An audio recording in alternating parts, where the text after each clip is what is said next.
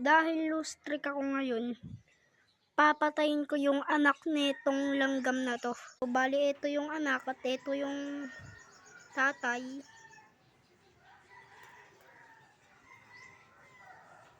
Ayan, ito yung anak niya. Nalupasay, tapos ito siya. Iyak ng iyak. Hindi niya ata matanggap eh. Pinisa ko na. Ayun o.